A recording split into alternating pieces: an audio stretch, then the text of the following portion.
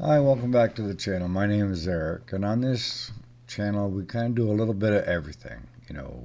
Some political to things that are worthwhile in the shop for you as shop owners, and even for you guys that are just starting out.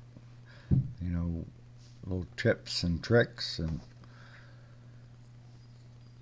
But thought I would start off with, you know, I had done a video on the demise of the older shops, and it seems like every generation there's a major change. And when I was growing up, we were still doing the nuclear under the desks at school. Greenpeace was chasing whaling ships all over the place with big water hoses and stuff, trying to get them to stop killing the whales. And when you went to work for a company, you you stayed there for life. Companies took care of you. Now that my son is the newer generation and he's in his 40s, just turned 40, I call it the throwaway generation. See, the generations before me went through a time where they didn't have anything. So the tendency to hoard and never throw anything away for fear that it could be useful somewhere else was there. And you had a lot of things going on too. You had a lot of these people that started collecting, the carnival ware, the different glasses, the antiques, and stuff like that, because that was prized possessions. But my generation, we did the same. But now the next generation doesn't want old, they want new. And they're not interested in any history in it. They just, is it usable? And if not, throw it away and get a new one. Instead of doing what all the generations before had. And that goes for jobs too. I've never seen this next generation jump from one job to the next, to the next, to the next. Back, if you did it when I was working for a company, that they would deem you as someone they didn't want to put money and time into because they wouldn't be able to retain you. Because to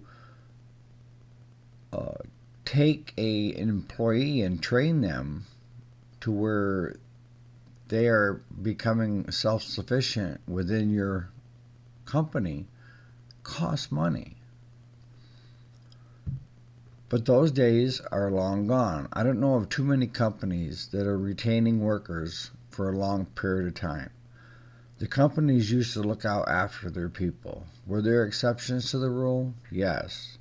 A lot of the older mining companies took advantage of their workers, set up stores, and the worker would end up owing more than what they made.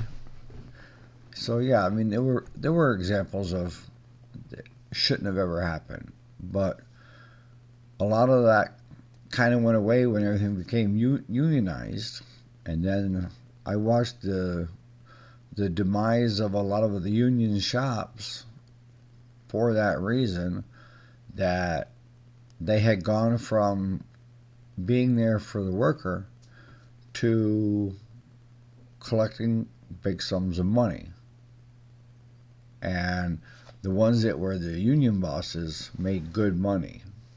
And the union workers paid all this money to these bosses. I'm not pro or con when it comes to unions. I've never been in a union. I've worked a lot of jobs. There's a lot of pluses and there's a lot of minuses as far as I'm concerned. But let's get to what it is now and the reality of this is a throwaway generation. So if something breaks, they will throw it away and go get new before they go to have it fixed. They don't want to deal with it. They have no sentimental value or attachment to anything. But I'm just talking the majority. I mean, the minority of my daughter is in her late 30s, and she does collect. She is interested in the family history and stuff that we have that we passed down from generation to generation. So there are exceptions. But, it goes back to the generation that's going on now, that when you had Greenpeace was an activist, they were considered terrorists to a certain extent. What happened to save the whales with the wind farms? They got bought out. They got bribed. They got basically chunks of money from the wind farms to shut their mouth. I guess the whales aren't that important when it comes to money, donations. But I could sit up on my little pity paddle for hours and talk about this. The things that just make you go, But some of the things that I've noticed, over the years is when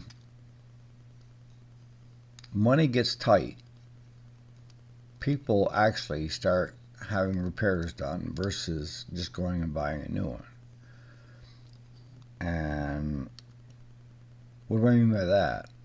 Well, I can tell you during COVID, and we worked through COVID here at the shop because we classified ourselves as essential since we were keeping a lot of the farmers going, and they were deemed essential too in our area.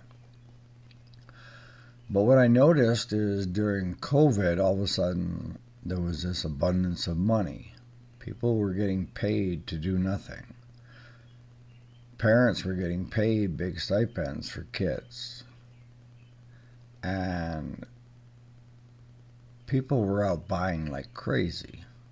I mean, I sold a lot of stuff that I had, boats and that stuff, during COVID because these people were looking for things to do and to spend all that money on. But the repair shop itself, we didn't do a lot. I mean, most people were doing YouTube videos if they were fixing their own. But now, post-COVID, the inflation went up, prices went up. The amount of money that's in your pocket at the end of the month is a lot less than it was during COVID and pre-COVID. Because pre-COVID, fuel prices were great. We were on a roll as a country. But now, the price of fuel come down a little bit, but still, most families are struggling. Most retired people are struggling because of the fluctuation of the stock market, because they don't have very much disposable income.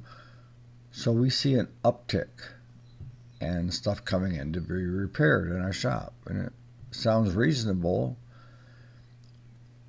because they can't afford to go out and buy new anymore.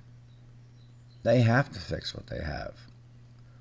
There isn't a choice. They're looking at their budget, just like I look at my budget and say, is it something I want or is it something that I need? Need comes before want, right? If you buy want before you need, you'll go hungry. But that's just my 2 cents on the difference in generations, between, it seems like every 30, 40 years there's a change, and then another change, another change. I've seen with my son's generation of, him growing up, we had one of the first personal PCs that was out there. I mean, it was like $5,000 for some two floppy disk ports, and you could play a couple games on it that were very primitive. To having a phone that could do what the big computers did for the government back then. So there's a lot of pluses too. But I'll end it on the thing where I think it's also becoming the demise of the family. Is everybody's on their phone. Nobody talks anymore. They text, they'll Snapchat, but they're too busy on their phone checking, YouTube, checking Snapchat, Facebook, you name it. They're not communicating with each other like my generation did. I mean, when we were kids, we had our bikes, we had our own adventures, and we'd go fishing and everything else on our bikes. Nowadays, kids stay in the house, they're on their phone, they're on their iPad, and parents want to know why there's a problem in the household. Well, you guys created it. Now you have to figure out how to get beyond it. And what I told my daughter was do the 3 o'clock rule. And the 3 o'clock rule that I have a bachelor's in IT. But my 3 o'clock rule is when it comes 3 o'clock in the afternoon, I shut all my devices off and I'm not on them until the following morning. I start around 4:30, 5 o'clock in the morning. I'm on a computer system, whether checking all day, whether it's ordering parts or doing parts lookup or doing the YouTube videos, for a couple different channels. But 3 o'clock, shut them off. That means no phones at the dinner table. And have all of you sit at the dinner table, have dinner together, and ask each other, how was your day? Vocalize. You can't lose that. We need that when it comes to us humans. We need to be social creatures. And everything with the phone is antisocial. All right, on that,